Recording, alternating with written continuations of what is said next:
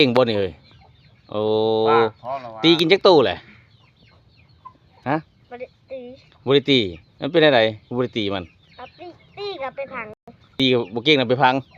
บ่เก่งน่ะเข้าหม้อบ่ลูกโอ้พี่น้องเอ้ยเบิ่งเด้อนี่สายเลือดนี่สายเลือดแกตีแท้ๆนี่ เลือดนักชู สายเลือดนักสู้มาเห็นลูกเห็นหลานแล้วถ่ายเบิ่งโอ้ไก่เก่งเจ้าเนาะไปเอามาให้นี่ไก่นี่ไก่น้อย ไก่น้อยชื่อมาแพงบ่ บ่ฮือ ว่าตัวบ่เก่งน่ะเข้าหม้อบ่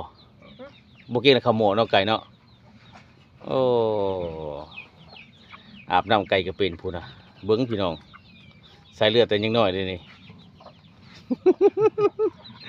โอ้ยแล้วว่าไปตีกินจักโตแหละย่างมันบ่มีแต่อุ้มมันซื่อผู้เอาน้ำเข้าปากมันนี่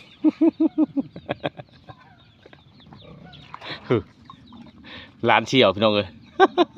จะเป็นคือกันคักแก้เชื่อใส่กันเท่ากับหลาน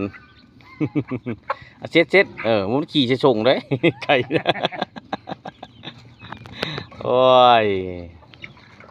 เอาให้ลูกเนาะตัวนี้เนาะไก่เนาะลูกเจียวมือเนาะฮะ ไก่น้อย ให้ลูกนะเจียวมือเลี้ยงนี่ บ่ให้ ดิฉันเนี่ยตี จริงๆเป็นตีอยู่ เบิ่งเอาพี่น้องเบิ่งเอา